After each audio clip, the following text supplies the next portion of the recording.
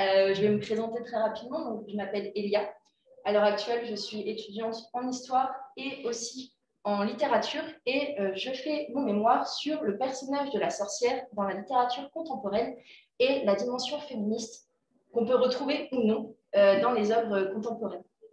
Donc aujourd'hui, on va parler de femmes, sorcières et féminisme, une histoire millénaire. On va couvrir à peu près 12 000 ans d'histoire. Ça va être intense, mais ça va bien se passer. Ne vous inquiétez pas. Si jamais vous avez des questions, n'hésitez pas. Je ferai ce que je peux pour y répondre. Est-ce que vous êtes prêts?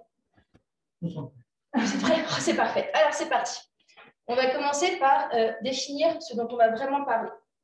Quand on parle de femmes, on a deux définitions qui peuvent aujourd'hui être communément admises. La définition donc, biologique et ce qui touche au genre.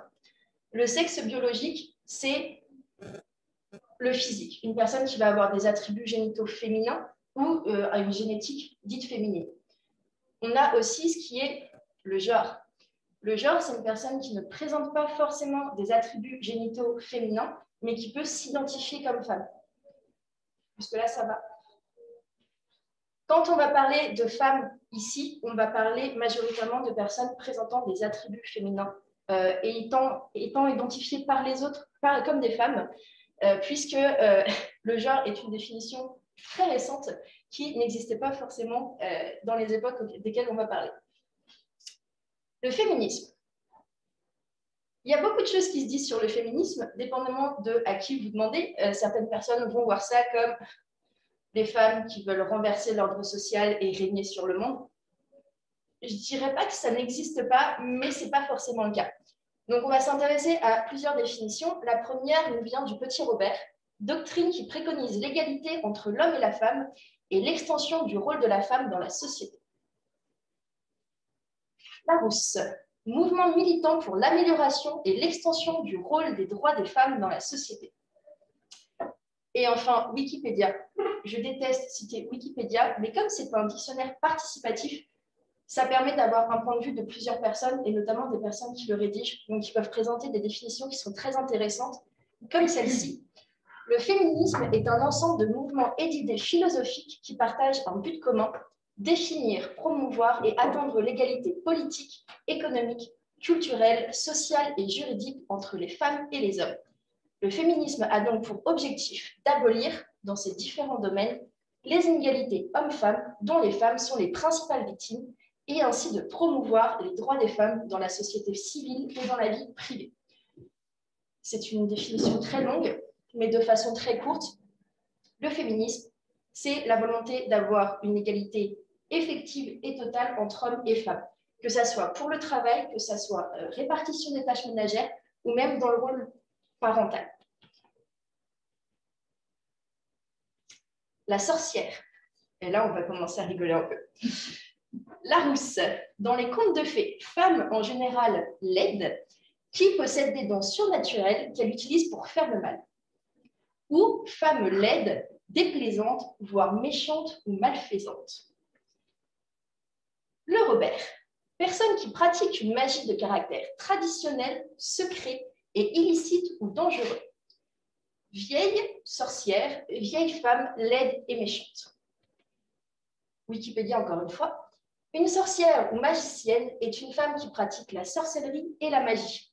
Dans le monde occidental, la sorcière est longuement associée à une symbolique négative, au pouvoir de voler sur un balai, à sa fréquentation de sabbat et à la chasse aux sorcières. Pourquoi tout ça c'est intéressant? C'est parce qu'on a, dans les deux premières définitions, un mot qui revient, c'est le mot laide, ou même le mot vieille. On va voir qu'il va y avoir un glissement de sens par rapport à l'association entre sorcières et femmes. Et c'est sur une association qui va se faire donc, entre une femme qui est méchante, une femme qui est laide, en général vieille pour diverses raisons qu'on va voir. Et voilà.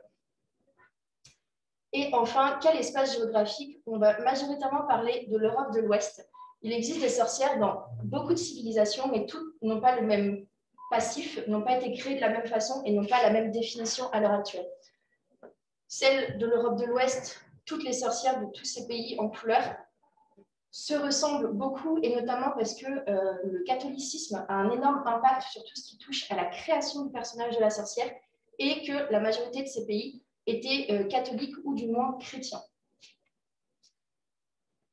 Et c'est parti pour l'histoire. Donc on va commencer par les femmes et la préhistoire. La préhistoire, on l'a fait de commencer à peu près en 3000 avant notre, enfin, jusqu'en 3000 avant notre ère et jusqu'à très longtemps auparavant. Ce qu'on pense. On pense souvent que l'homme est fort, viril, poilu, avec une grosse massue et que c'est lui qui chasse, c'est lui qui nourrit sa famille, pendant que la femme n'a que pour but faire des enfants, cueillir ce qu'elle peut cueillir et en général se prostituer auprès des hommes pour pouvoir avoir à manger. Ce n'est pas forcément la réalité. Il y a quelques années, au Pérou, a été découvert le squelette d'une jeune chasseuse de la préhistoire. Donc, on suppose qu'elle est chasseuse parce qu'elle était enterrée avec des armes de chasse, ce qui était en général le cas pour les autres squelettes masculins. Donc, on commence à supposer de plus en plus à l'heure actuelle que les femmes avaient un autre rôle que juste celui de faire des enfants et de cueillir ce qu'elles pouvaient cueillir. Un point important à souligner, c'est que la majorité des récits historiques et de ce qu'on pense être l'histoire à l'heure actuelle a été écrit par des hommes. Donc, c'est des hommes qui n'étaient pas forcément ouverts au féminisme qu'on a à l'heure actuelle. Et je pense notamment au 19e siècle. Il y a eu énormément de recherches qui ont été faites au 19e siècle, à une époque où le rôle de la femme n'était pas ce qu'il est aujourd'hui. Et donc, de fait, la perception qu'on en a est parfois biaisée par rapport à la société dans laquelle on se trouve. Alors, enfin, la préhistoire, le début de la domination des femmes. Ce qu'il faut savoir, c'est que fut une époque, on pensait que les femmes tombaient enceintes par miracle divin, allons-nous dire. On ne savait pas on ne voyait pas la corrélation entre avoir un rapport sexuel et tomber enceinte, et de fait, on voyait un peu les femmes comme une créature élue des dieux pour porter un enfant. Sauf que ce qui s'est passé à la préhistoire, c'est qu'il y a eu la révolution néolithique. La révolution néolithique, elle a eu lieu à peu près en moins 12 000 avant notre ère, et c'est le moment où l'homme, l'être humain, commence à apprendre des cultures d'agriculture, à faire une sélection de plantes pour pouvoir cultiver tout ça, et il commence aussi l'élevage. Et en fait, quand on voit un animal et qu'il est dans un enclos, on a plus de facilité à le voir toute la journée et à voir comment il se comporte, et notamment le moment où il se reproduit, et qu'après, on voit que la femelle vache, on va dire, est enceinte. Et donc, on suppose à l'heure actuelle que c'est en regardant les animaux d'élevage qu'on a commencé à comprendre la relation entre avoir une relation sexuelle et la fécondation de la femelle. Et c'est à partir de ce moment-là que les hommes se voient comme justement le miracle divin qui donne la vie à la femme. La femme est vue comme un vase dans lequel on met de la semence et que c'est elle qui le fait grandir, mais elle n'apporte rien si ce n'est que d'être le ventre qui fait grandir. Est-ce que c'est clair? Oui? D'accord.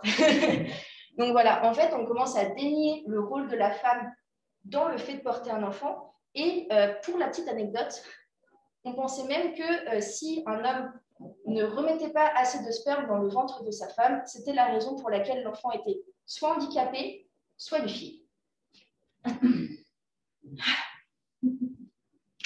L'Antiquité. Donc 3000 ans avant notre ère jusqu'à 476. Ce qu'on pense, les femmes qui s'occupent de la maison, qui font ménage et qui font des enfants. Dans les faits, ça dépend où est-ce qu'on se place. En Égypte antique, la femme a le pouvoir dans tout ce qui est privé. À la maison, c'est la femme qui règne, comme il est marqué ici, donc un texte qui vient de la bibliothèque historique. L'homme appartient à la femme selon les termes du contrat dotal et il est stipulé entre les mariés que l'homme obéira à la femme. Oh, c'est beau. Alors, bien sûr, ici, on parle vraiment de tout ce qui touche à la sphère privée, donc la maison, mais tout ce qui est étatique. À l'heure actuelle, quand on voit les listes de pharaons et pharaons, on a quand même plus d'hommes qui ont gouverné que de femmes, à quelques exceptions près. Et encore, ces femmes pharaons, comme Hatshepsut, n'étaient pas forcément reconnues comme pharaons à l'époque et ont même été effacées de partout. La Grèce antique. La Grèce antique, ça dépend où vous vous placez. Il faut savoir qu'à l'époque, on n'a pas une Grèce uniforme. On a plein de petites cités-États qui n'ont pas forcément les mêmes lois, qui ont une culture proche. Ils se disent tous être grecs.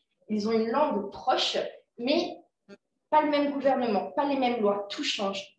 Par exemple, à Athènes, la femme est confinée au foyer. Donc, c'est elle qui va gérer tout ce qui est la maison, mais elle n'a pas le statut de citoyenne. Donc, elle n'a pas de voix dans tout ce qui est décision de la cité. Cependant, elle peut transmettre la citoyenneté à ses enfants si ses enfants sont des garçons. À Sparte, c'est différent. Les femmes ne sont toujours pas citoyennes, mais elles ont droit à la même éducation que les citoyens, que les jeunes garçons qui vont devenir citoyens. Et elles sont éduquées. Ce n'est pas une chose qu'on voyait forcément à l'époque. Et l'éducation, en général, pour les jeunes filles, s'arrêtait à savoir lire, écrire, compter, parce que c'est nécessaire pour s'occuper d'une maison. À Sparte, pas du tout. Elles ont vraiment une éducation qui est bien plus proche de celle des jeunes hommes dont on attend qu'ils deviennent des soldats par la suite. Et ça permet d'avoir une idée plus nationaliste aussi, autant pour les femmes que pour les hommes. La Rome antique. Est-ce que vous connaissez ce tableau? Les Sabines. Oui. Pour la petite histoire, donc, Romulus et Rémus ont voulu créer une ville qu'ils allaient appeler Rome par la suite. Sauf que donc, Romulus, qui a tué son frère pour devenir le chef de Rome, a remarqué très vite que ça manquait de filles et de femmes. Et en fait, sans femmes, on ne peut pas avoir d'enfants, donc on ne peut pas faire prospérer la ville. Donc il s'est dit, on va aller organiser des jeux avec nos voisins, les Sabins, et on va enlever leurs filles. La fondation de Rome, c'est les Romains qui enlèvent les Sabines. Donc comme ce tableau peut le voir ici. Finalement, la fin de l'histoire, c'est que les Sabines ont tellement apprécié d'être avec les Romains qu'elles ont décidé d'arrêter la guerre entre les deux. Mais on reste quand même sur l'idée que Rome a pu perdurer parce que des femmes ont été enlevées. On a aussi donc là le tableau d'une femme, enfin une fresque, pardon, avec une femme qui sait lire. À Rome, on est un peu comme dans la Grèce antique. Les femmes n'ont pas leur voix, n'ont pas leur chose à dire dans tout ce qui est la cité, l'État même, l'Empire, si on peut aller plus loin. Mais à la maison, c'est elle qui règne. Caton l'Ancien, qui a eu un poste très prestigieux en Rome antique, rigolait même en disant que les femmes menaient les hommes à la baguette. On peut se douter de si c'était vraiment vrai ou pas, mais justement, ce qu'il dit quand il dit ça, c'est que les femmes gèrent ce qu'il y a à la maison et qu'à partir du moment où l'homme met le pied à la maison, il rentre dans le territoire de sa femme, donc c'est elle qui décide. On va passer ensuite au Moyen-Âge. Le Moyen-Âge, donc entre 476 et 1492. Ce qu'on pense, les femmes ne servent qu'à faire des enfants. On peut le voir ici. Elle a quand même un ventre bien gonflé. Et on ne voit pas forcément son visage, mais sur la photo, je vous assure, elle n'a pas l'air très contente. Donc, on pense souvent donc, au mariage arrangé, donc des jeunes femmes, très jeunes femmes qui se mariaient avec des hommes bien plus vieux qu'elles.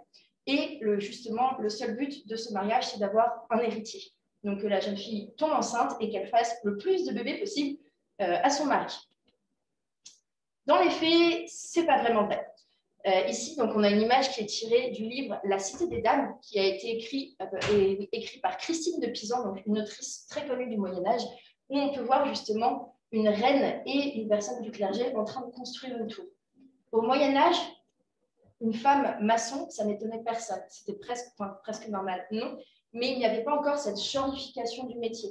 On n'allait pas dire ça, c'est un métier pour les hommes, ça, c'est un métier pour les femmes. Certes, on avait une majorité d'hommes qui gouvernaient, à cause de certaines lois. Je citerai par exemple la loi salique qui empêche que les femmes puissent monter sur le trône, même si ce n'est pas vraiment ce qui est dit dans le texte, c'est ce qu'on a voulu y croire par la suite. Mais les femmes pouvaient être boulangères, maçonnes, citez-les et vous êtes juste. Et certes, il y avait un certain rôle reproductif, mais les femmes n'étaient pas juste limitées à ce rôle reproductif, et encore plus, les écarts d'âge entre les mariés n'étaient pas forcément aussi grands qu'on le pense. On a des chiffres à l'heure actuelle, certaines études qui montrent que 10 ans, c'était déjà exceptionnel d'écart d'âge. On n'avait pas forcément des jeunes filles de 14 ans qui se mariaient avec des hommes de 50 ans ou plus, mais en général, des jeunes filles, mettons 20-21 ans, qui se mariaient avec des hommes très grand max 30 ans. Mais excusez-moi, cette femme qui portait la couronne Oui. pour être maçonne, c'est un exemple. C'est une métaphore. C'est une métaphore pour montrer que toutes les femmes, justement, sont là pour construire. Là, on a une construction d'une église, il me semble. Et justement, c'est pour montrer que toutes les femmes sont unies et sont présentes et servent à quelque chose, justement, dans la construction. Tant les femmes de la noblesse que ici, c'est une religieuse. On n'a pas de femmes du peuple, mais il faut être honnête, les écrits sur les gens du peuple à l'heure actuelle, on n'en trouve pas beaucoup parce que ce n'était pas forcément ce qui intéressait les personnes de l'époque. On a aussi l'apparition du mythe de la Vierge et de la Putain. C'est très joli. En fait, on a donc au Moyen-Âge une religion qui est toujours plus présente et toujours plus forte, on va dire, auprès de ses disciples.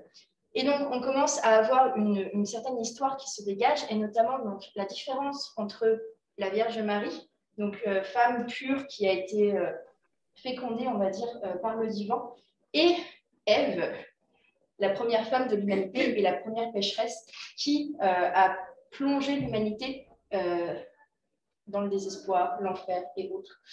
Et en fait, justement, ce mythe-là, il est retransposé énormément sur les femmes jusqu'à aujourd'hui. On a toujours cette perception de la femme un peu débauchée, qui n'est pas une femme à marier, et au contraire, la femme pure qui est la femme à marier, qui doit rester très fidèle à son mari, lui faire des enfants et être une bonne maîtresse de maison.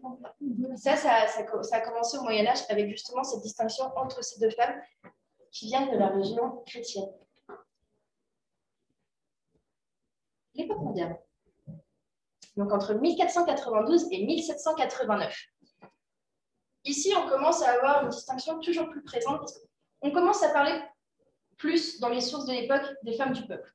Donc on a ici des femmes de la noblesse, donc on peut voir ici Madame de Montespan, connue pour être l'une des maîtresses de Louis XIV et très influente à la cour de Versailles, et à votre droite, Marie-Antoinette, qui s'est faite couper la tête en 1793, si je ne dis pas de bêtises. Donc on a des femmes qui ont une certaine influence. Elles sont au pouvoir, elles font partie de la noblesse, elles connaissent les bonnes personnes, on va dire, donc en l'occurrence des rois ou des nobles, et donc elles peuvent avoir une influence sur ces hommes et justement, par définition, une influence sur l'avenir du pays. Mais ce n'est pas le cas pour tout le monde. Et justement, pas pour les femmes du peuple. Autant au Moyen-Âge, les femmes avaient relativement des droits, autant à l'époque moderne, elles perdent tout ce qu'elles avaient pu avoir auparavant. Beaucoup de confréries, de tisseurs, de maçonnerie ferment leurs portes aux femmes. Certains édits sont même promulgués pour éviter que les hommes apprennent leur métier à leurs femmes. On commence à cantonner de plus en plus la femme au foyer, à faire des enfants, et ce pour diverses raisons.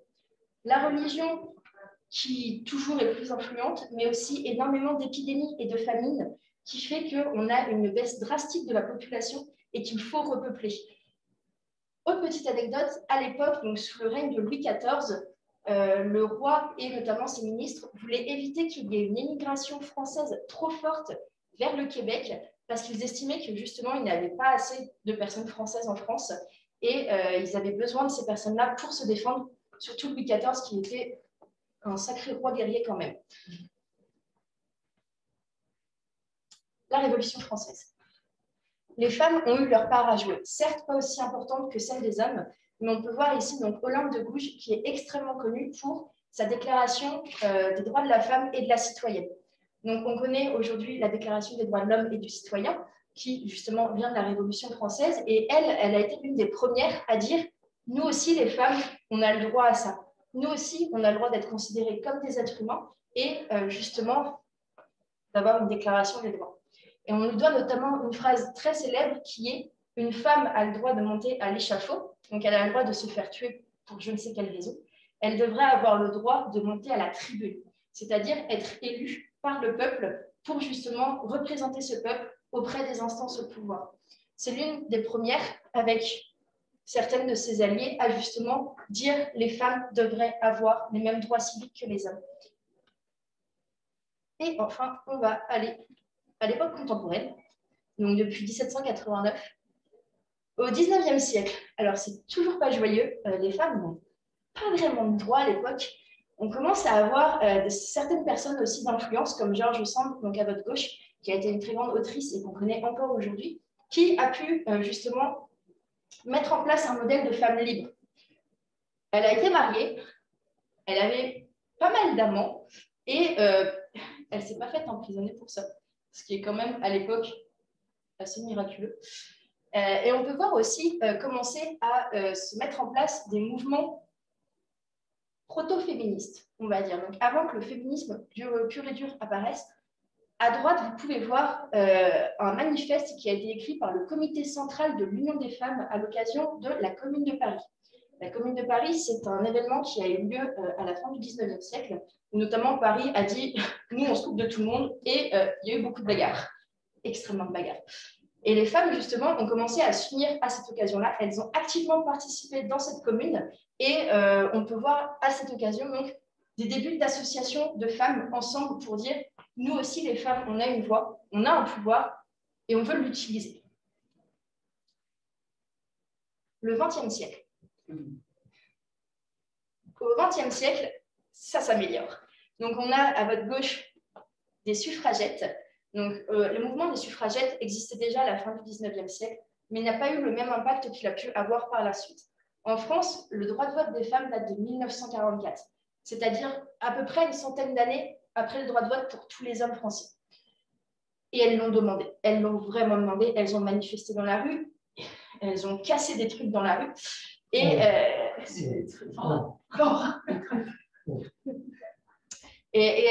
se sont battues pour l'avoir. On leur a refusé à plusieurs raisons, plusieurs fois, pour diverses raisons. On avait notamment peur qu'elles votent pour la guerre à la fin de la Première Guerre mondiale. Et on s'est dit, ben voilà, on va éviter de repartir dans la guerre, on vient d'en sortir. Donc les femmes à l'époque, la guerre, elles venaient de voir leur mari, leur frère, leur fils se faire décimer. Clairement, ce n'était pas trop ce qui les branchait. À votre droite, Simone Veil. Donc Simone Veil, c'est grâce à elle, à l'heure actuelle, qu'on a notamment en France une loi qui permet l'avortement de façon légale. C'est une femme qui s'est battue énormément aussi pour les droits des femmes. Juste avant l'avortement, on a eu le droit aussi à l'accès à la pilule. C'était quand même une certaine révolution.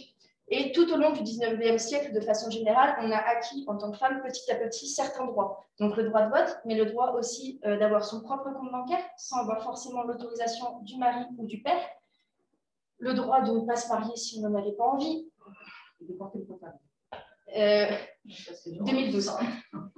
Oui, anecdote, en France, les femmes n'ont le droit de porter le pantalon officiellement que depuis 2012. Il y avait une loi qui datait de Napoléon qui disait que si une femme voulait porter le pantalon en dehors d'activités physiques comme le vélo ou l'équitation, il fallait qu'elle se rende à la préfecture et demande une autorisation pour porter le pantalon.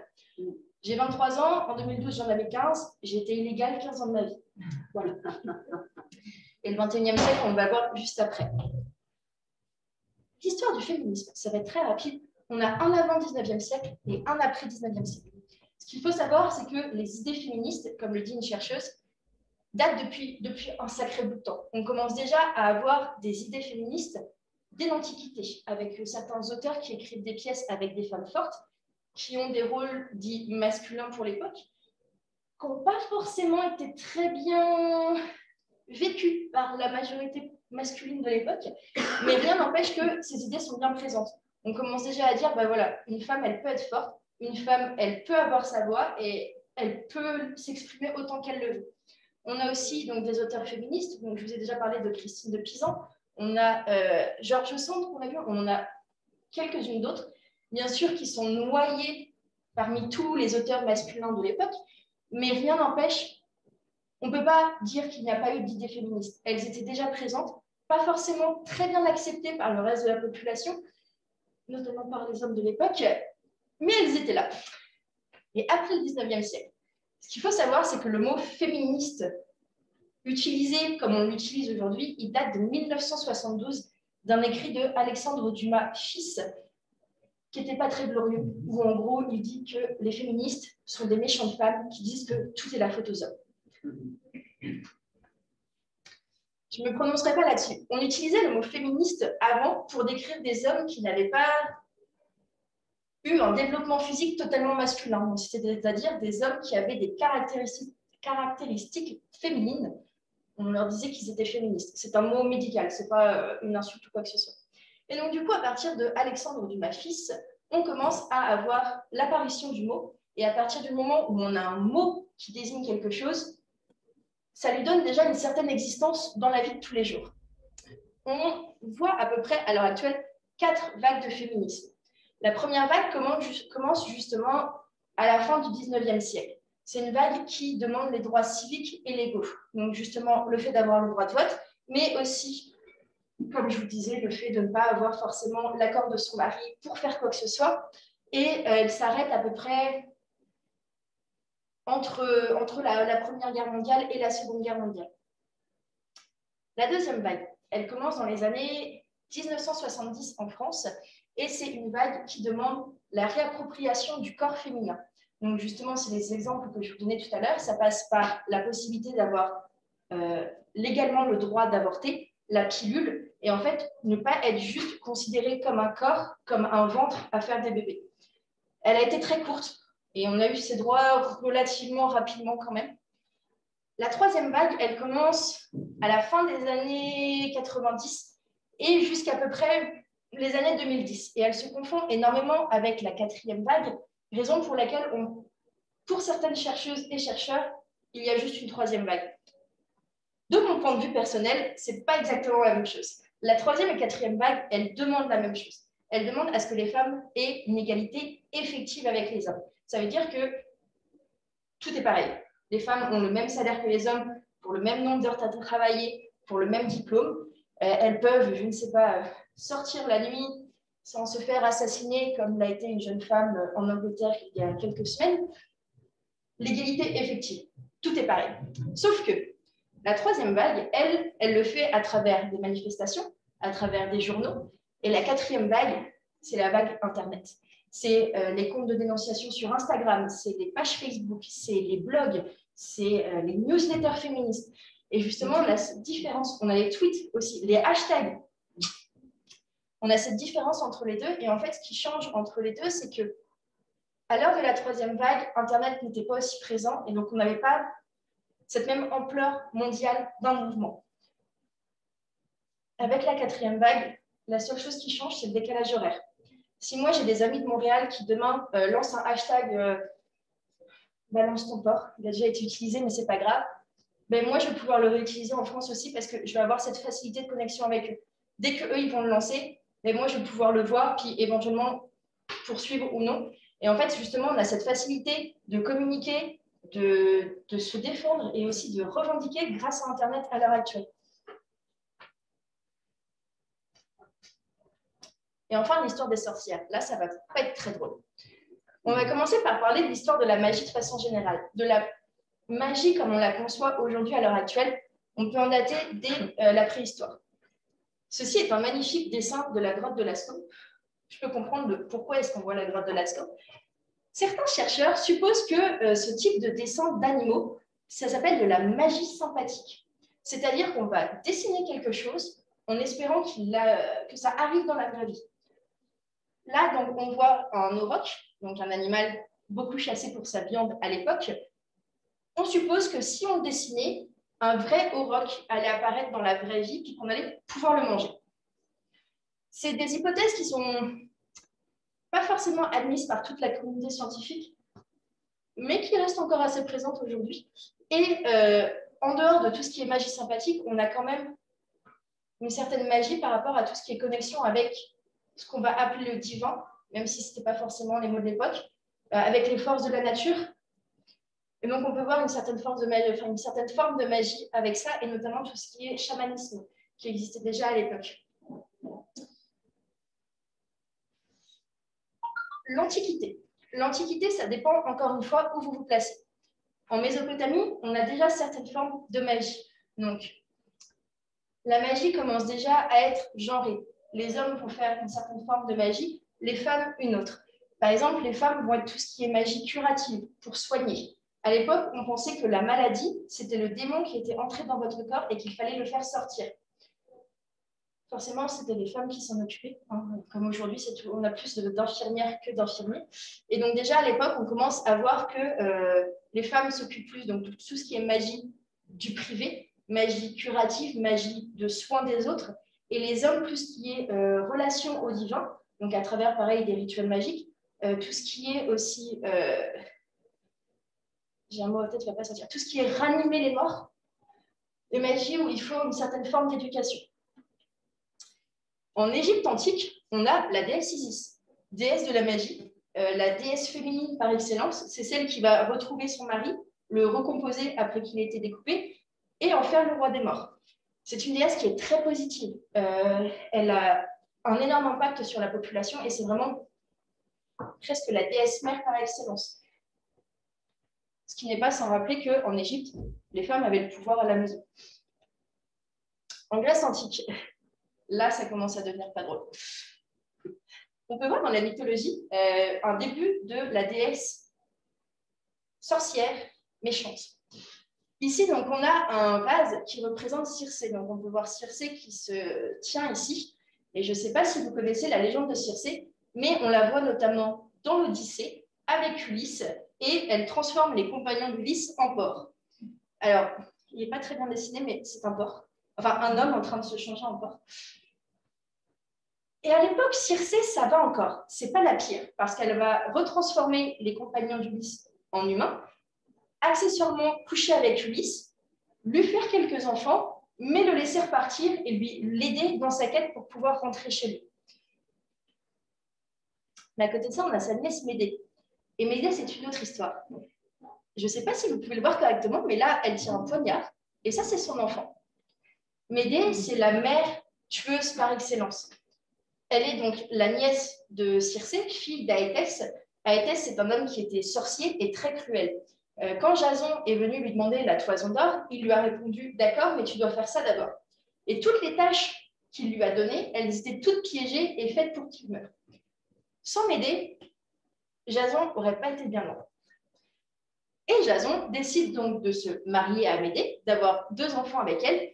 Et finalement, quand il arrive chez lui, on lui dit « Ta femme, je ne l'aime pas ». Et donc il fait « Ok, je vais me marier avec une autre ». Sauf que Médée, elle a tout quitté pour lui. Elle a quitté sa famille, elle a tué son frère pour sauver Jason. Et là, le gars, il est en train de lui dire « Merci, au revoir, je passe à la prochaine ». Et en fait, elle est rentrée donc, dans un délire matricide. Je ne suis pas sûre que ce soit le mot exact.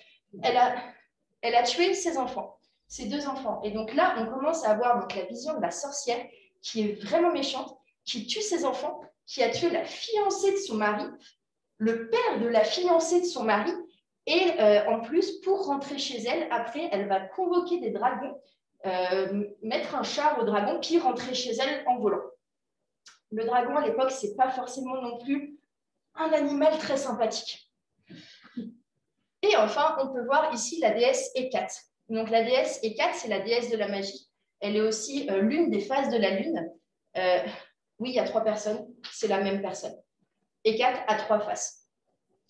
Elle est aussi considérée par certains comme la déesse des morts et tout ce qui est un peu morbide, les chiens de l'enfer, les morts vivants, les choses comme ça. Forcément, ce n'est pas une déesse qui nous est très sympathique. Et je ne sais pas si vous pouvez voir ce qu'elle a ici. À quoi ça vous fait penser? Bonnet phrygien. Je ne parle pas du bonnet, je parle de ce qu'elle a sur le devant. Comme la couronne de la Statue de la Liberté. C'est fou, on n'a pas le même point de vue sur la question. Bon, certes, elle a 2 pics sur le côté. Alors, ce qu'il faut savoir, c'est que les 2 pics principaux qu'elle a sur le devant de la tête, c'est un croissant de lune. Mais ça fait aussi penser à des cornes de diable quand tu regardes d'une certaine perspective. Ou c'est peut-être justement, peut-être que je l'invente. C'est de laurel, non? C'est le laurel. Un laurel. C'est de la sagesse. La plante de la sagesse. Oui. Oui, le laurel. Oui. Moi, quand je l'ai vu, cette photo, je me suis dit, on dirait des cornes, puis ça fait penser au diable. On a le droit de ne pas être d'accord. C'est une appréciation tout à fait personnelle. Mais donc, du coup, on voit en Grèce antique apparaître ce personnage féminin, malfaisant et dit sorcière. À l'époque, on utilisait un mot grec qui est polypharmakos et qui se traduit aujourd'hui par celle qui sait manier les plantes et les poisons. déjà, ça n'augure pas forcément quelque chose de bon. Le Moyen-Âge ou le faux méchant d'histoire. Qui, ici, pense que c'est durant le Moyen-Âge que la majorité des sorcières ont été brûlées? Tous? Moi, je crois que la Renaissance. Merci. Désolée, vous avez tort. On pense souvent que c'est au Moyen-Âge, et en fait, c'est au Moyen-Âge qu'on commence à voir les conditions se mettre en place pour la création et la persécution des sorcières. Ce qu'on peut voir ici, c'est le Malleus Maleficarum, donc qui a été écrit en 1486 par 2 religieux, et en fait, c'est le manuel de la sorcière. En français, on le traduit par le marteau des sorcières, et en fait, c'est un livre relativement long pour l'époque qui explique ce que c'est une sorcière, comment la reconnaître, comment lui faire avouer qu'elle est une sorcière, le manuel du chasseur de sorcières, si on pouvait être exact. Et en fait, on a 2 raisons pour lesquelles on voit les conditions se réunir pour la création du personnage de la sorcière. Le diable. Ça fait longtemps qu'il existe. Il existe à peu près depuis le début de la chrétienté. Mais on a un renouveau du diable. Ce qu'il faut savoir, c'est que déjà, à l'époque, on commence à avoir une conscience catholique et chrétienne, toujours plus forte. Et on a énormément d'ordres religieux qui se créent, qui perdurent, que ce soit pour les hommes ou pour les femmes. Et donc, du coup, on a une conscience religieuse qui est toujours plus importante. Et ce qu'il faut savoir aussi, c'est que commence à y avoir un tournant à cette époque-là. À l'époque, on pensait que le diable devait obéir à Dieu. Certes, il pouvait faire ce qu'il voulait, mais Dieu pouvait lui poser des limites. Et donc, du coup, si on était un bon chrétien, Dieu nous protégerait. Et le diable ne pourrait pas nous atteindre. Sauf qu'après, il y a des gens qui se sont dit « Ouais, mais moi, j'étais un bon chrétien et il m'arrive plein de trucs pas sympathiques. » Donc, ça se trouve, Dieu, en fait, il n'a aucune influence sur le diable et le diable, il fait ce qu'il veut. Et là, les gens, ils ont commencé à se dire « Mais si le diable, il fait ce qu'il veut, ça fait peur. Moi, je vais aller au paradis, je ne veux pas que le diable il me fasse faire des choses que je ne veux pas. » Pour la petite anecdote, j'adore les anecdotes. Cette statue-là, comment vous décririez le diable dessus? Est-ce que physiquement, il est beau? Oui. Eh bien, elle a été créée pour remplacer une autre statue dans laquelle le diable était trop beau et le clergé a dit il est trop mignon ce diable-là, vous allez créer trop de tentations, on va la remplacer par un diable un peu moins beau. Je ne sais pas si ça a vraiment fonctionné, mais c'est pour dire qu'on avait peur justement de cette tentation du diable. Et comme les femmes sont à l'époque perçues comme des êtres faibles et superficiels et qu'on peut facilement tenter, et bien justement on s'est dit s'il y a des personnes dont on doit se méfier, c'est les femmes en priorité.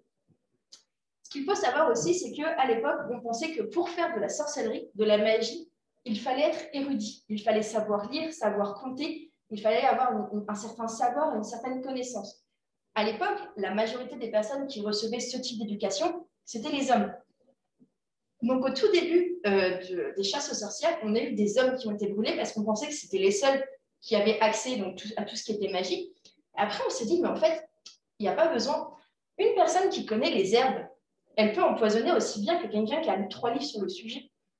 Et en fait, là, on s'est dit, mais les femmes aussi, elles n'ont pas besoin d'avoir accès à ce savoir dans les livres. C'est un savoir qui peut se transmettre aussi de mère en fille, de tante en nièce, de grand-mère, tout ce que vous voulez. Et donc, du coup, il n'y a pas forcément besoin d'être érudit pour ça. Et justement, c'est là que le diable intervient. Parce que quand on est érudit, on ne croit pas forcément au diable. Mais quand on ne l'est pas, c'est plus facile quand on est crédule de croire au diable. Et c'est là justement qu'on commence à dire les femmes, il faut s'en méfier. Mais en plus de ça, il y a un deuxième facteur qui est la sexualité et la contraception. Ce qu'on peut voir ici, c'est une chemise dite conjugale. À quoi ça sert? L'Église était tellement focalisée sur la sexualité des gens que certaines personnes étaient totalement bloquées. On leur disait qu'il faut être pur, il ne faut pas forniquer à tout bout de champ. Et en fait, il y en a certains qui étaient mariés qui ont commencé à se dire mais si je fais l'amour à ma femme ou à mon mari, je ne pourrais pas aller au paradis parce que j'ai forniqué. Ils ont créé ces chemises-là pour justement que le sexe reste purement procréatif, que ça soit juste pour faire des bébés. Donc, c'est une chemise qui est conçue pour cacher l'ensemble du corps et laisser une ouverture juste pour les parties génitales. Avec Dieu le veut, pour rappeler que c'est Dieu qui veut qu'il y ait des enfants et que tout le monde prospère, tout ça, tout ça. La première fois que j'ai montré ça à une prof, elle m'a regardée, elle dit « Tu vas vraiment mettre ça dans ta présentation ?» Et j'étais comme « Ouais. » C'était il y a un an, mais du coup, je trouve ça toujours aussi drôle. Et à côté de ça, on a tout ce qui est contraception. Donc, les plantes qu'on peut voir ici, c'est une plante qui s'appelle la férula, qui a des propriétés, merci, contraceptives et abortatives. Ce qu'il faut savoir avec la sexualité, donc comme je vous le dis, il y a cette église qui est toujours plus présente. On commence à diaboliser la sexualité en leur disant c'est mal. Il ne faut pas faire l'amour avec tout le monde, c'est pas bien. On a mis aussi le mariage comme institution chrétienne au Moyen-Âge, donc pour justement aider à contrôler de plus en plus la sexualité. Mais ça allait encore avec tout ce qui était contraception et avortement. Parce qu'on partait du principe qu'une famille qui n'avait pas les moyens de se nourrir elle-même ne pourrait pas avoir les moyens de nourrir des enfants et qu'il valait mieux qu'elle n'ait pas d'enfants plutôt que de voir ces jeunes enfants mourir de faim. Sauf que, comme je vous le disais, ce qui se passe à l'époque moderne, c'est les épidémies. Et il y a eu des sacrées épidémies. L'Europe a perdu à peu près 1/3 de sa population avec la peste noire, ce qui est énorme. Il y a énormément de famines aussi. Et justement, on dit, mais là, à ce stade-là, il faut faire des bébés. Parce qu'il y en a besoin, parce que sinon, on ne va pas pouvoir avoir autant de population. Et justement, on commence à discriminer les femmes qui veulent se faire, qui veulent utiliser une contraception ou se faire avorter. Il y a même des lois qui sont passées pour qu'à partir du moment où une femme est enceinte, il faut qu'elle déclare qu'elle soit enceinte et qu'il y ait des témoins qui soient là le jour de son accouchement pour dire, bah voilà, elle a bien fait naître le bébé. Et si jamais elle perd son bébé, eh ben, elle peut aller en prison. Enfin, pas forcément en prison, ça n'existait pas à l'époque, mais elle doit payer une amende, peut-être se faire tuer dans certains cas parce qu'elle a perdu son bébé, que ça soit de sa faute ou non. C'est pour dire à quel point c'est parti loin. Et pourquoi est-ce que ça touche aux sorcières? Parce qu'en fait, les sorcières de l'époque, beaucoup étaient ce qu'on appelle aujourd'hui des sages-femmes. C'était des personnes qui connaissaient les plantes, qui soignaient les autres et qui, notamment, étaient ce qu'on appelle des faiseuses d'anges, donc des personnes qui pouvaient aider les jeunes femmes soit à avoir des plantes contraceptives, soit à avorter en cas de besoin. Et ça n'a pas trop plu qu'il y ait des femmes qui aident d'autres femmes à contrôler leur corps et les naissances. Et ça a permis aussi l'essor des docteurs. Ce qu'il faut savoir, c'est qu'à l'heure actuelle, la médecine d'aujourd'hui est basée sur la persécution des femmes. On a perdu toutes les connaissances de ces femmes dites sorcières parce qu'elles ont été brûlées, parce que ça n'a pas été transmis, parce que le risque était trop gros. Et en fait, à l'époque, on commence à voir certains diplômes universitaires, on va dire, apparaître pour devenir médecin. Et en fait, les hommes se sont dit, hey, mais si elle fait de la médecine pas chère et qu'en plus, elle réussit à guérir ses clients, bah moi aussi, je vais pouvoir me faire de l'argent comme ça. Et en fait, la majorité, une partie des chasses aux sorcières, justement, ça a permis d'éradiquer ces personnes qui connaissaient les plantes, le savoir pour soigner, et de mettre en place des personnes qui n'étaient pas toujours adaptées.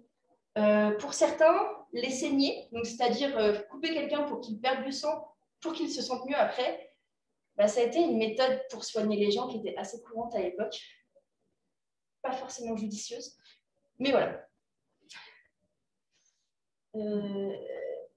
L'époque moderne. Donc voilà, il va peut-être y avoir de la redite. Ce qu'on peut voir sur les dessins, ce sont des femmes dites sorcières en train de se faire persécuter. Donc, ou pas forcément d'ailleurs. Ici, on a des femmes en train de cuisiner des enfants. Non, pardon. Ici, on a des femmes en train de cuisiner des enfants. Et ici, elles sont en train de jeter un maléfice. Alors, moi, je vois juste 3 femmes, une personne qui n'est pas bien, mais je ne vois pas de maléfice. Ici, le cure des enfants, ouais, ça se voit. Bah, quoi que vous me direz, ça pourrait être un lapin. C'est un peu bizarre, mais pourquoi pas. On pensait que les restes d'un enfant chrétien avaient des pouvoirs magiques. Et donc que les sorcières volaient les enfants chrétiens pour les tuer, pour pouvoir faire des potions.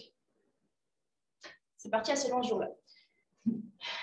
En bas, on a une femme qui se fait brûler parce qu'on l'a accusée d'avoir brûlé la ville juste derrière. Là encore, c'est parti assez loin. On a créé, à l'époque, volontairement ou non, tout un imaginaire autour du personnage de la sorcière. Comme je vous l'ai montré tout à l'heure avec le Malleus Maleficarum, on a en fait des rhétoriques qui se mettent en place en disant une sorcière, elle fait ça, elle fait ça, elle fait ça, et si vous voyez quelqu'un faire ça, c'est une sorcière, il faut la dénoncer. Ce n'était pas forcément toujours le cas. Donc, comme je vous le disais, on a beaucoup de jeunes femmes, des sages-femmes qui ont été considérées comme sorcières. On a beaucoup de vieilles femmes aussi. Et pourquoi les vieilles femmes, elles ont été considérées comme des sorcières? Parce que, en général, elles étaient veuves. Donc, ça veut dire qu'elles n'avaient aucun mari pour les contrôler. Et puis, en général, il faut dire, une femme qui vieillit, elle a tendance à être capable de dire ce qu'elle a envie de dire. Elle commence à être capable de se poser et dire, moi, je veux dire ça et ça, je ne suis pas d'accord. Et ça ne leur plaisait pas trop à l'époque, une femme qui ouvre sa bouche et qui dit ce qu'elle avait à dire et ce qu'elle pensait. C'est normal, parce que si on permet ça, on va-t'en. C'est ça.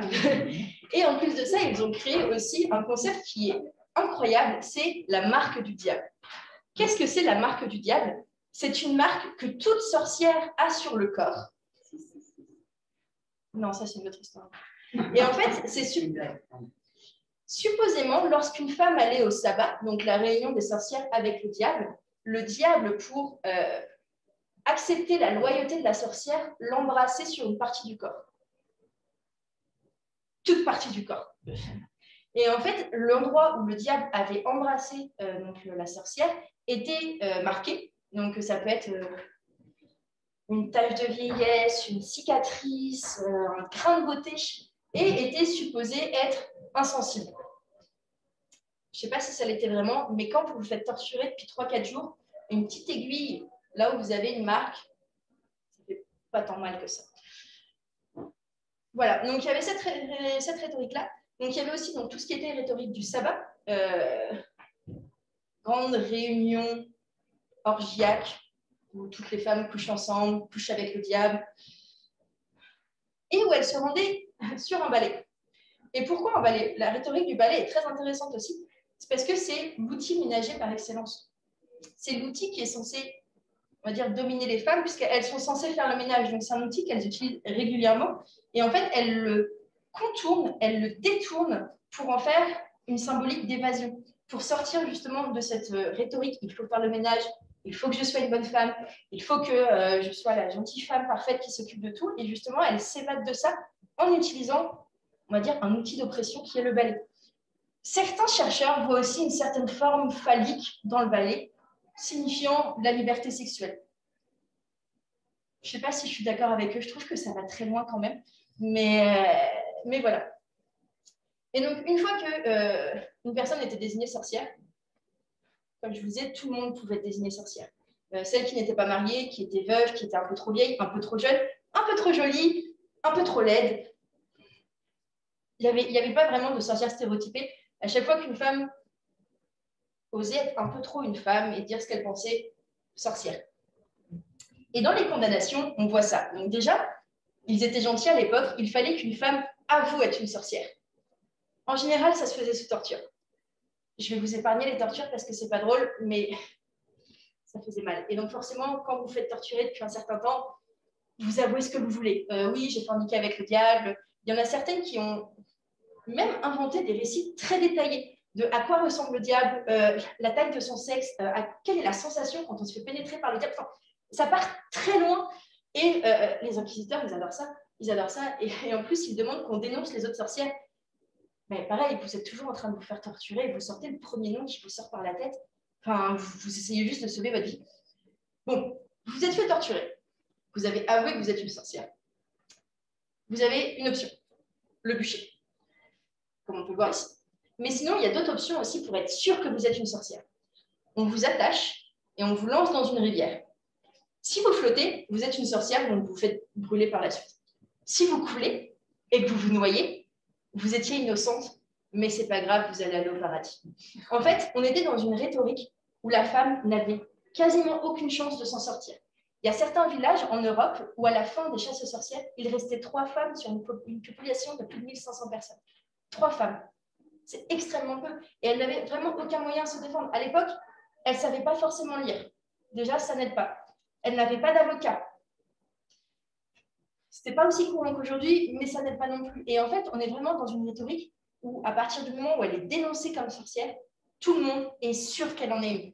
Donc, elle n'a aucun moyen de se prouver qu'elle n'en est pas une. Et justement, comme le diable est méchant et tentateur, mais si elles disent qu'elles ne sont pas des sorcières, elles sont juste des menteuses. Et en fait, on est rentré dans cette psychose-là où tout le monde commençait à se méfier des femmes, à les accuser. Même, par exemple, ça pouvait être des accusations toutes bêtes. Je ne sais pas, un fils qui veut hériter de la maison de ses parents. Son père est mort, donc officiellement, c'est sa mère qui est propriétaire. Et bien, certains étaient capables de dénoncer leur mère pour qu'elle soit accusée de sorcellerie et qu'ils puissent récupérer la maison laitière. C'est des accusations qui n'étaient pas forcément fondées sur « Oh, je l'ai vu déterrer un cadavre pour récupérer des choses » ou « Je l'ai vu manger un enfant chrétien vivant ». Non, des fois, c'était juste des accusations de jalousie pure et dure. Et encore une fois, la personne, elle n'avait aucun moyen de s'en sortir parce que tout le monde était sûr qu'elle en était une. Et donc voilà. Et finalement, ça a fini par s'arrêter à la fin du XVIIe siècle. On a certains qui ont commencé à se dire, mais les gars, ça ne va pas. Psychose collective, il faut arrêter. Et on pense souvent d'ailleurs que l'Inquisition a joué un rôle très important dedans. Pas tant que ça. L'Inquisition a été créée pour lutter contre les hérétiques. Donc les hérétiques, c'est les personnes qui croient mal, notamment les juifs, les musulmans, certaines personnes qui avaient une vision de la chrétienté différente. Et les sorcières, elles rentraient en fait dans ce cadre-là, puisque tout le rituel de la sorcellerie, des sabbats, tout ça, c'est les rituels chrétiens qui ont été inversés. Donc notamment les sabbats, on les appelle aussi des messes noires. Il y avait des jeux dans les sabbats supposément où on crachait donc, sur l'hostie ou dans j'ai oublié, non, si ça, l'hostie, non. Dans la calice Non, pas dans la calice, c'est ce qu'on donne à manger, là. C'est l'hostie. C'est l'hostie, ok, pardon. J'étais tellement en québécois, je me suis dit, je suis en train d'insulter les gens en québécois, pas du tout. Ok, on crachait sur l'hostie ou dans le calice où il y avait le vin. Donc voilà, en fait, les sorcières sont perçues comme hérétiques et c'est pour ça qu'elles sont brûlées. Finalement, il y a des gens qui ont commencé à se dire, se calmer, parce que si on continue comme ça, on part très mal. Et ça, c'est ce qu'on vient de voir, excusez-moi. Et ça continue donc à l'époque contemporaine. On a toujours cette perception de la sorcière. Pas forcément bonne. Comme je vous l'ai montré tout à l'heure avec les définitions, on a encore cette perception de la femme vieille, laide, méchante, acariâtre, qui n'aime pas les enfants, qui les mange. Sauf qu'aujourd'hui, c'est pas mal récupéré comme slogan féministe. Donc on a en 1976, en Italie, les femmes qui crient dans la rue « Tremate, tremate, les streghe sont tornate ». Tremblez, tremblez, les sorcières sont de retour. C'est beau. On a en 1956 une association qui est créée qui s'appelle WITCH, Women's International Terrorist Conspiracy from Hell. Et c'est justement des femmes donc, qui se réunissent entre femmes et qui luttent en partie contre le capitalisme pour diverses raisons. Et elles sont habillées donc, de vêtements qu'on considère comme sorcières, notamment avec les chapeaux. On a ici donc Hillary Clinton, qui, lors des élections, les dernières élections présidentielles aux États-Unis, a été traitée de sorcière. Pour diverses raisons. Majoritairement parce que c'était des gens qui ne l'aimaient pas, donc il fallait trouver une insulte. Mais c'est dû notamment au fait que ce soit une femme forte, qui sache ce qu'elle veut, et qui, en plus de ça, a un certain âge. Ça a joué. Ici, on peut voir une image qui a été prise par un de mes amis lors de... Non, j'ai pas corrigé. Lors du 8 mars 2020 à Bruxelles, où justement on voit le slogan « Witches supporting other bitches ». C'est compliqué à traduire en espagnol parce que ça n'a pas la même sonorité, mais justement on a une similitude entre le mot « witches » et « bitches ». Et à l'heure actuelle, c'est quelque chose qui est extrêmement traité par les chercheurs, la similarité entre ces deux mots et ce que ça veut dire. Ce qu'il faut savoir, c'est que je vous ai parlé de la sexualité des sorcières. Enfin, la sexualité, c'est très mal vu. Les sorcières, elles étaient vues comme des femmes extrêmement libérées, notamment au niveau sexualité. C'est pour ça qu'on avait tous ces récits de fornication avec le diable, tout ça. En fait, c'était un peu les salopes d'aujourd'hui. Voilà. Aujourd'hui, une femme qui parle un peu trop fort, qui a une sexualité développée, on la traite de salope. Bah, les sorcières, c'est les salopes d'aujourd'hui. C'est des femmes qui parlent un peu trop fort, qui avaient une certaine sexualité, etc. Et en fait, justement, bitches, donc on peut le traduire plus ou moins par salope, mais une chercheuse a travaillé en disant, ben voilà, on voit la similitude entre ces deux mots, et est-ce que ça ne veut pas dire quelque chose? C'est très intéressant, je ne vais pas vous réciter le livre, mais voilà. Et enfin, on a donc, sûrement en 2015, une citation qui est apparue et qu'on voit de plus en plus aujourd'hui sur les réseaux sociaux. We are the daughters of the witches you couldn't burn. Nous sommes les filles. Ouais, non, j'ai oublié un mot, c'est les petites filles. Nous sommes les petites filles des sorcières que vous n'avez pas pu brûler. Et comme je vous le disais, donc, la sorcière, c'est l'équivalent de la salope d'aujourd'hui. Et beaucoup de femmes se réapproprient ce personnage de la sorcière, femme qui a été persécutée pour être une femme, pour être libre d'opinion, pour avoir la sexualité qui lui plaisait, pour pouvoir contrôler son corps à travers la contraception et l'avortement. Et on dit, ben voilà, ces femmes, c'est ce qu'on fait aujourd'hui, c'est ce qu'on veut aujourd'hui. Aujourd'hui, on veut être l'égal des hommes. On veut avoir le droit sur notre corps, sur notre vie, de A à Z. Et en fait, tout le monde reprend, enfin, beaucoup de personnes reprennent justement ce personnage de la sorcière en disant, elles étaient comme nous, sauf qu'aujourd'hui, on est au XXIe siècle, et on est leur petite fille, parce qu'on continue ce combat qu'elles avaient pour aujourd'hui avoir l'égalité effective entre hommes et femmes. Et on a une certaine branche d'ailleurs du féminisme qui s'est développée et qui s'appelle le witch feminism, où justement on a donc une rhétorique très sorciérienne, où les personnes se déguisent, on va dire, en sorcières ou s'identifient comme sorcières, mais ça passe aussi par certains rituels. Donc aujourd'hui, au XXIe siècle, on ne peut pas forcément appeler ça de la magie, mais ça peut être par exemple des rituels spirituels pour éloigner le mal, une sorte de méditation, on va dire, qui n'est pas vraiment de la méditation, un travail avec certaines plantes qui ont certaines propriétés curatives, des cristaux, les choses comme ça, et dont le but est justement de se réapproprier son corps, sa façon de penser, se réapproprier soi-même, et s'empouvoirer, comme on dit aujourd'hui en néologiste français, acquérir un certain pouvoir à travers ça. Et voilà, merci.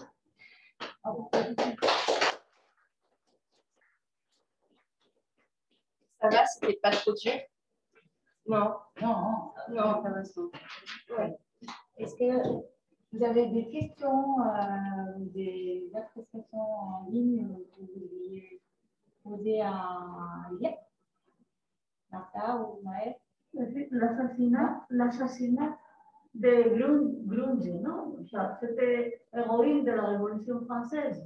Olympe de Bruges, oui, elle a été décapitée, exécutée. Elle a été exécutée pour dire que les femmes devraient être tribunes, avoir la possibilité d'être tribunes. Officiellement, non. Il est dit qu'elle a été exécutée parce que ses idées n'étaient pas forcément en accord avec les idées révolutionnaires, et pas seulement pour la place des femmes. Elle avait des idées qui, pour l'époque, étaient considérées comme extrémistes sur divers sujets de société.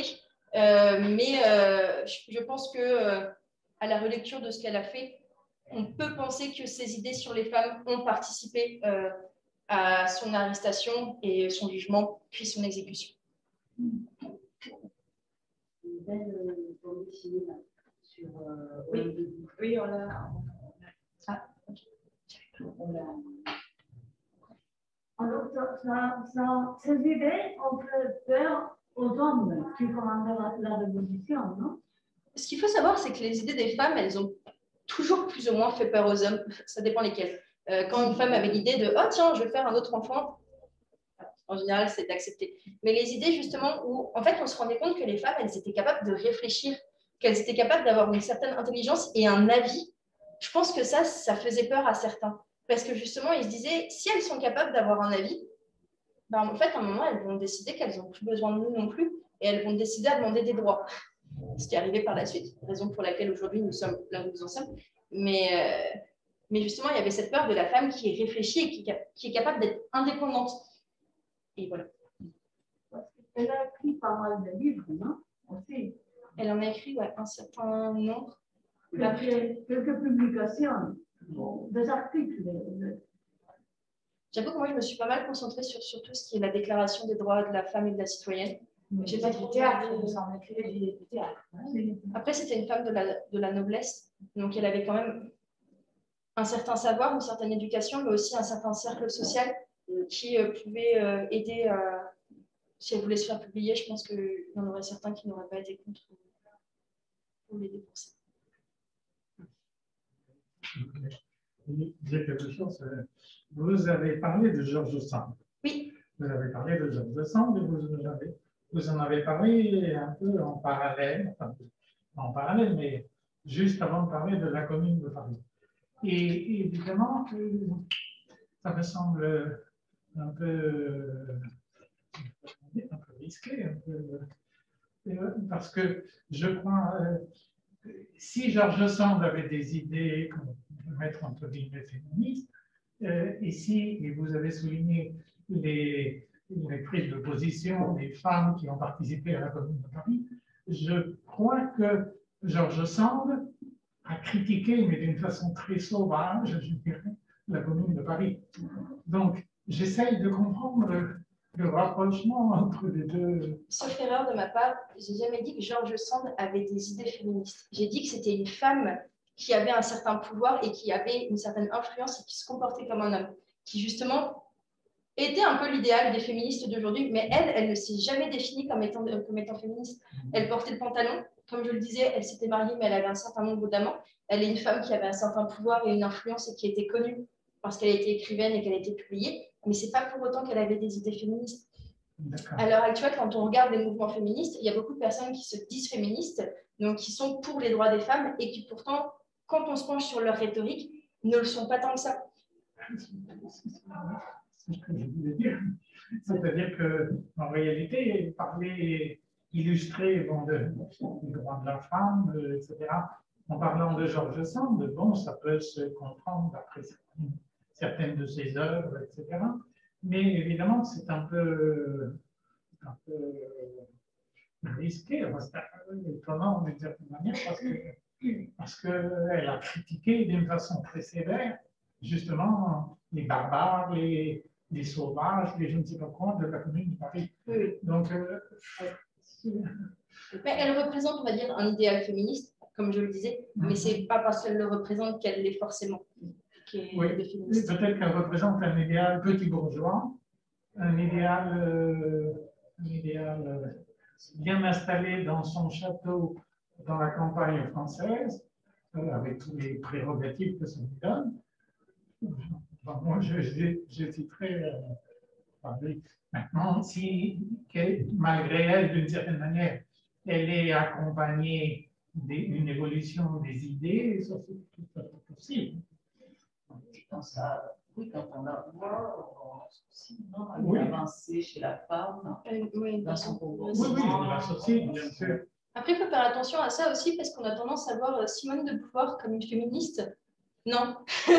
Non, mais pour la femme, elle a aussi, c'était donc une ministre, non, si vous la connaissez, de droite, non, dans le gouvernement. Simone Veil. Mais là, elle parlait de Simone de Beauvoir. Simone de Ah non, Beauvoir. pardon, Simone de Beauvoir. Simone de Beauvoir, la campagne des Sartes. Oui, oui. Et quand on lit ses ouvrages, tout le monde pense à l'heure actuelle qu'elle est féministe et j'ai eu du mal à voir le féminisme dans ses écrits. C'est-à-dire que peut-être qu'on pourra en revenir, puisque c'est le féminisme. Je voulais faire une dernière remarque, justement, sur Simone Veil. Oui. Vous avez dit, je crois que c'est grâce à elle que nous avons eu une certaine égalité avec le droit à l'avortement, etc. Je ne sais pas, pour reprendre l'expression du ministre de Giscard d'Estaing, je crois, il me semble, je crois qu'il y a beaucoup de personnes, elle a profité, elle a dire que c'est grâce à elle, elle a matérialisé d'une certaine manière. Merci. Je voulais en parler, mais je n'avais pas le temps. Dire que c'est grâce à elle, ça me semble. C'est lui donner un rôle. Pour moi, c'est grâce à elle. Il y a beaucoup de personnes, beaucoup anonymes et qui ont lutté et elle est arrivée après et elle a pensé que l'intérêt peut-être de la classe qu'elle représentait, c'était d'accepter. En fait, ce qu'il faut savoir, c'est que, donc, comme je disais, l'avortement existe depuis toujours. La chose que les femmes demandaient, c'est d'avoir un avortement légal, c'est-à-dire dans des conditions médicales qui soient adaptées. À l'époque, 20e siècle, on avait une méthode qui s'appelle celle du cintre, donc le truc pour prendre les vêtements. C'était pas forcément très agréable, c'était extrêmement risqué pour la femme. Les aiguilles à tricoter aussi. Et en fait, on a eu, donc, quelques années avant que Veil n'arrive en tant que ministre, un manifeste qui s'appelait le manifeste des 343. Et ces 343 femmes qui étaient publiquement et socialement connus, qui ont signé un manifeste disant « Moi, j'ai dû avorter ». C'est un manifeste qui a été très joliment rebaptisé le manifeste des 343 salopes par un certain journal. Et justement, le président qui était en poste à l'époque a demandé à Veil de mettre en place un projet de loi pour que l'avortement soit légalisé. Donc à l'heure actuelle, si on a un projet de loi pour l'avortement, c'est à elle qu'on le doit, parce que le président lui a demandé, parce que ça faisait partie aussi de sa façon de penser, mais ce n'est pas à elle qu'on doit tout le combat pour l'avortement et pour qu'il soit légalisé. On a ces 343 femmes-là, on a toutes celles qui sont mortes avant dans des avortements illégaux. On a des millénaires d'histoire où justement les femmes revendiquent ces droits et c'est elles qui l'ont, on va dire, mis de façon concrète en créant un projet de loi qui... Est-ce que je pouvais faire autrement? Est-ce qu'elle aurait pu ne pas... C'était difficile à l'époque. Bien sûr, elle aurait pu. parce que quand elle propose le texte de loi, elle se bat contre son propre camp. Les députés à l'Assemblée de droite votent contre ou s'abstiennent. Elle se fait huer, elle se manque de sa robe. Oui, et d'une certaine manière, elle lutte, elle porte ce projet contre une certaine partie de l'électorat. Et donc, du coup, en ça, elle ne profite en rien de la situation. Je pense que vraiment, ça vient d'elle et que ça fait partie de sa personnalité. Ça, puis il faut prendre en compte aussi tout le passif qu'elle a eu.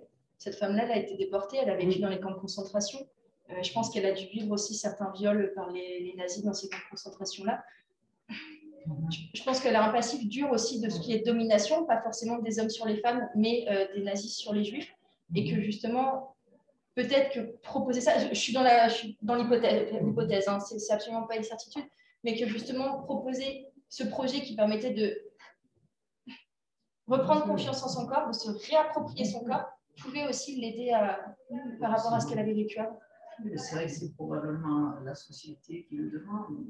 C'était vraiment là à l'époque. L'accès à la contraception aussi, c'est le général de Gaulle, non?